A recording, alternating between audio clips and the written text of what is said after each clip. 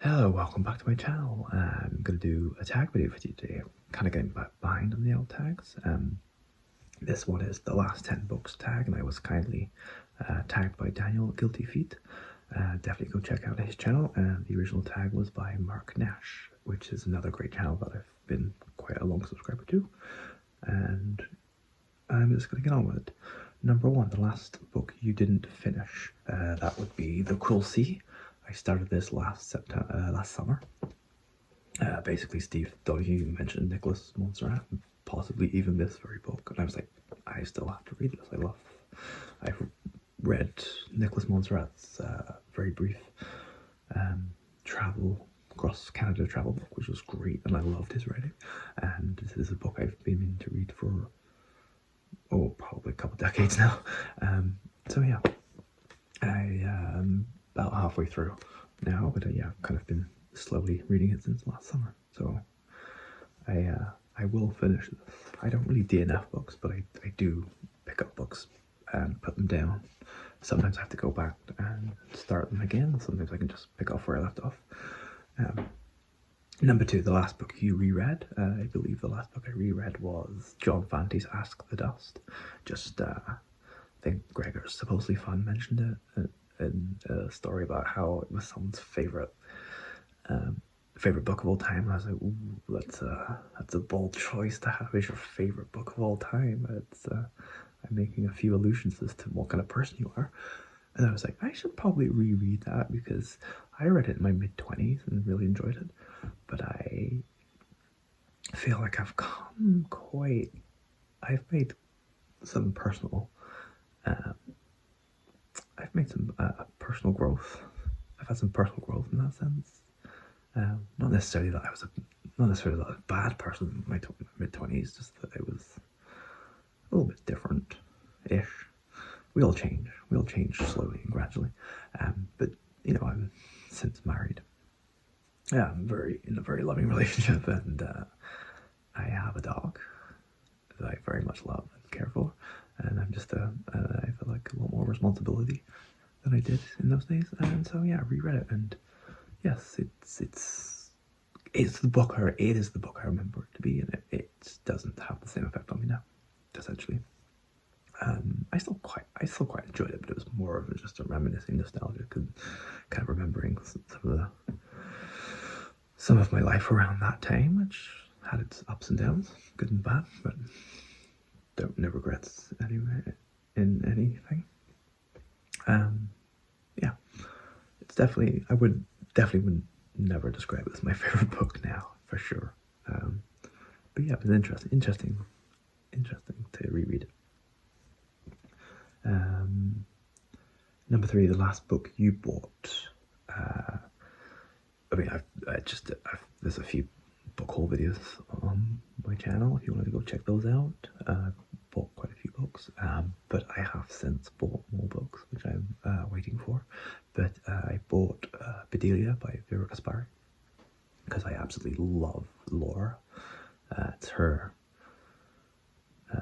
famous novel that got made into the movie Laura, directed by Otto Preminger with Dana Andrews and Gene Tierney.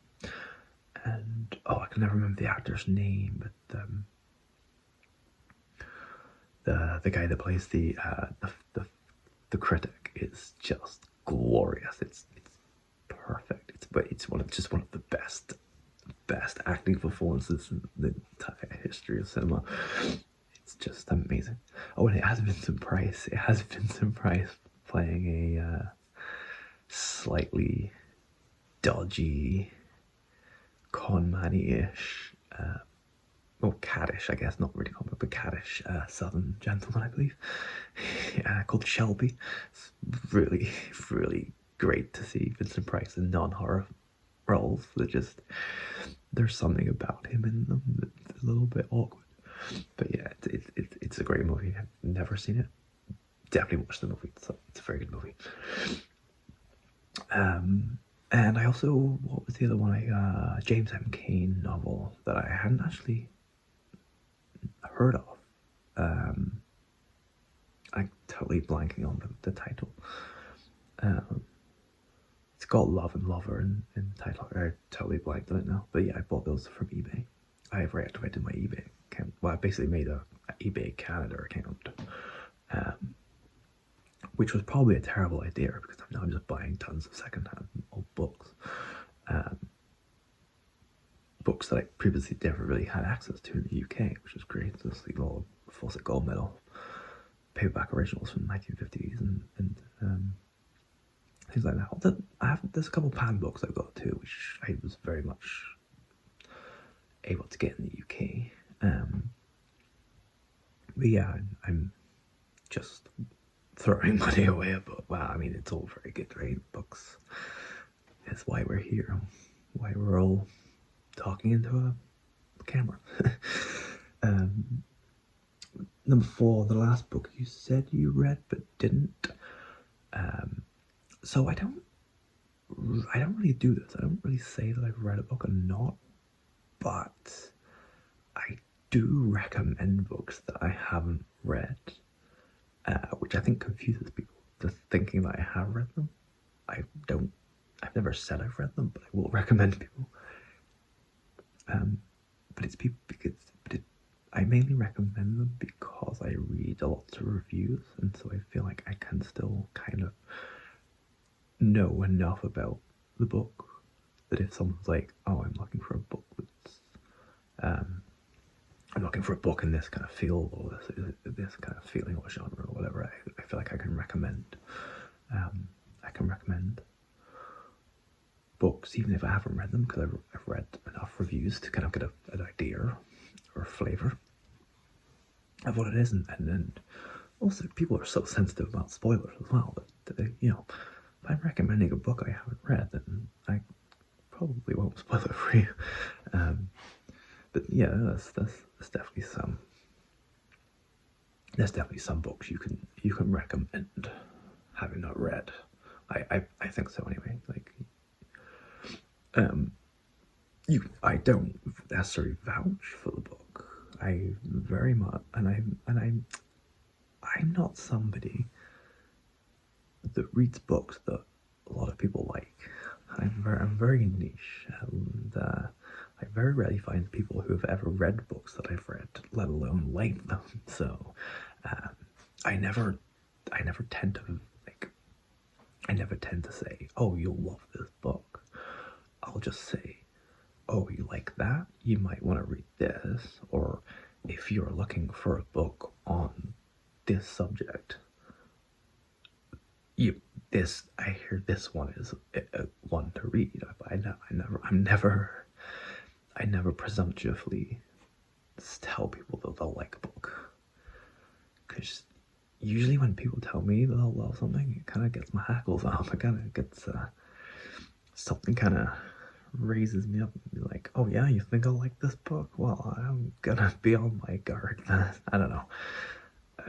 I don't know. I don't know why I react like that, but sometimes I do. Often I push. Often I just ignore it. And it's fine. And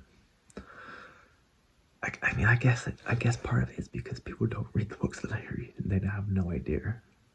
A lot of people really have no idea of what I read, what it's like, and there's lots of presumptuousness. So I'm a little bit like guarded against that, but I digress too much anyway. Where was I? Number 5, the last book you wrote in the margins of, probably Of Mice and Men, when I was 14, 15 and studying in school. I don't write in my books. I don't even make notes. I probably should when I want to try and talk about specific stuff and remember things, but I generally just read a book and be like, "Oh, that was good. I enjoyed that." I don't tend to like really do reviews or super in-depth discussions.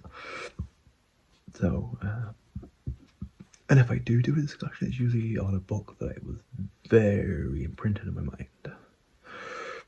So I don't really need to make notes, but I probably should do more of that. But I don't write in the margins of my books. It's not something I like to do. I just like to read. I read for fun. That's basically what I do. Number 6, the last book you had signed. I didn't like have it signed, as in I went to an event when I did live in Kingston, which was the last place that I lived that I could actually legitimately go to an event. Often they had them when I was doing other things. But I did jump at grabbing a signed copy in the bookstore from a local writer. So Ian Reid, Foe. I think this is his latest book. But yeah, it's got his just a very basic signature there. So it was either the regular or the signed copy. So I just grabbed the signed copy at the checkout. Same price. Thought it was neat.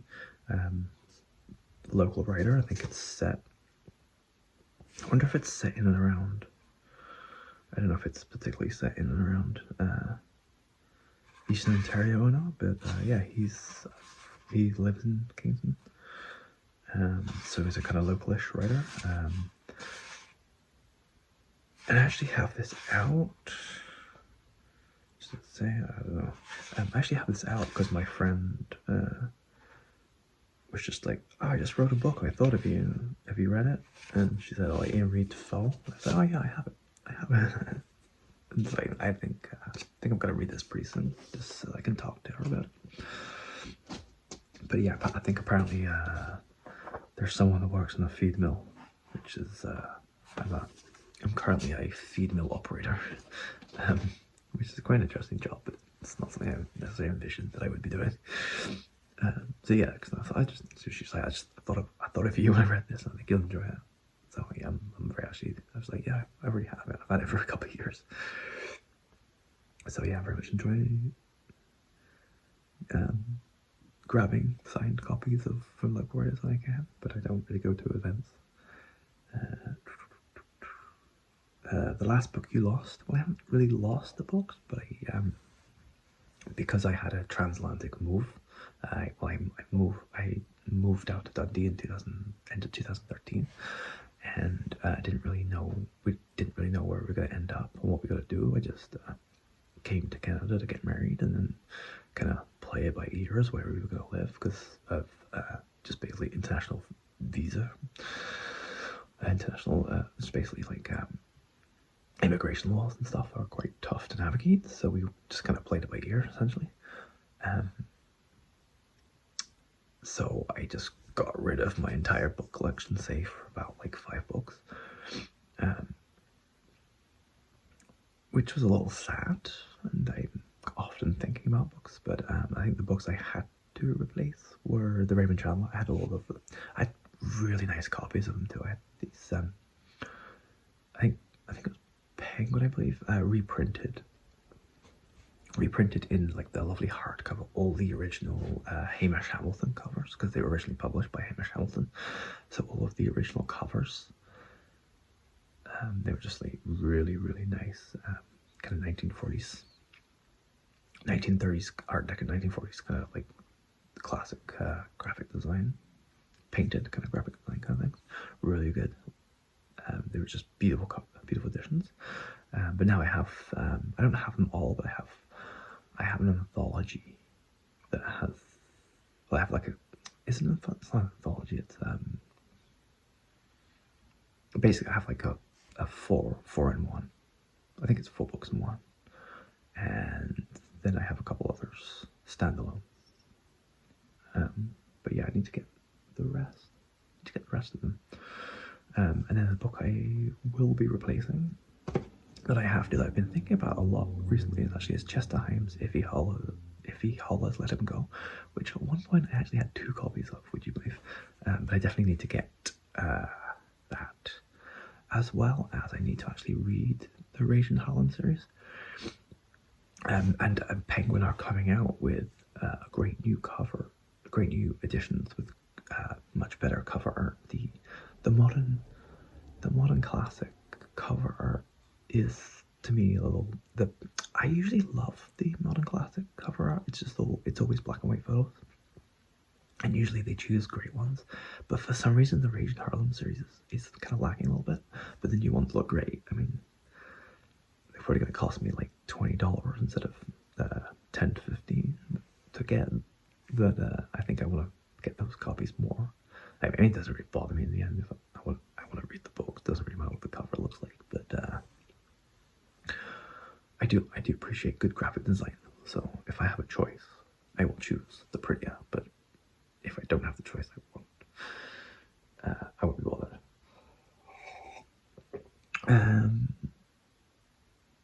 The last book you had an argument over. I don't believe I've ever had an argument over a book necessarily.